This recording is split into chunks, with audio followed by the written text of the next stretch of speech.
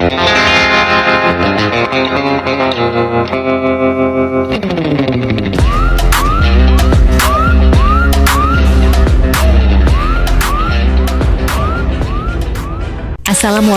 warahmatullahi wabarakatuh.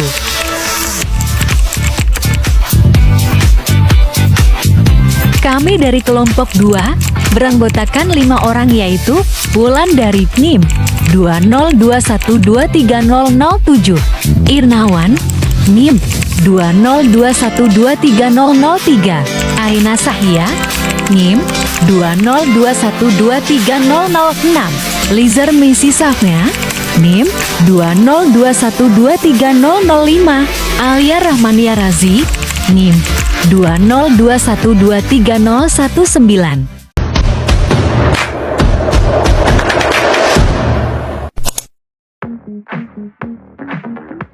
Baik, yang pertama adalah profil singkat Lev Vygotsky. Nama lengkapnya adalah Lev Semyonovich Vygotsky. Ia dilahirkan di salah satu kota Saris, Rusia, tepatnya pada 17 November 1896. Dia berketurunan Yahudi. Ia tertarik pada psikologi saat berusia 28 tahun. Vygotsky dalam menyalurkan pemikiran-pemikirannya di dunia psikologi kerap menghadapi rintangan oleh pemerintahan Rusia saat itu. Perkembangan pemikirannya meluas setelah ia wafat pada tahun 1934 dikarenakan menderita penyakit TBC. Vygotsky merupakan satu di antara tokoh konstruktivis. Sumbangan penting teori Vygotsky adalah penekanan pada hakikatnya pembelajaran sosiokultural. Teori belajar Vygotsky.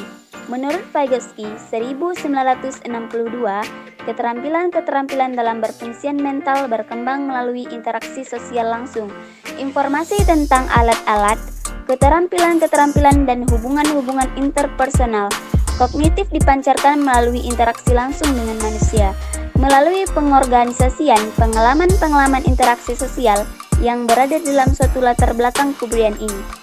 Perkembangan mental anak-anak menjadi matang. Teori belajar Vygotsky terbagi menjadi 3, antara lain zone of proximal development, scaffolding, bahasa dan pemikiran.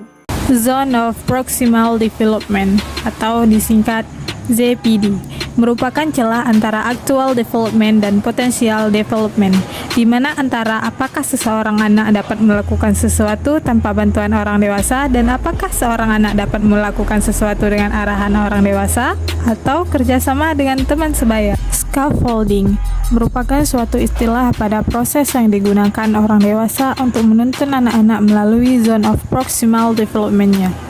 Scaffolding adalah memberikan kepada seorang anak sejumlah besar bantuan selama tahap-tahap awal pembelajaran dan kemudian mengurangi bantuan tersebut dan memberikan kesempatan kepada anak tersebut mengambil alih tanggung jawab yang semakin besar segera setelah ia mampu mengerjakannya sendiri. Bantuan yang diberikan guru dapat berupa petunjuk, peringatan, dorongan, menguraikan masalah ke dalam bentuk lain yang memungkinkan siswa dapat mandiri. Bahasa dan pemikiran. Bahasa dan pikiran pada awalnya berkembang terpisah dan kemudian menyatu.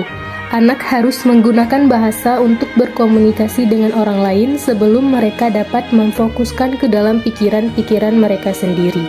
Anak juga harus berkomunikasi secara eksternal dan menggunakan bahasa untuk jangka waktu yang lama sebelum mereka membuat transisi dari kemampuan bicara eksternal menjadi internal. Pada dasarnya, teori-teori Vygotsky didasarkan pada 3 ide utama.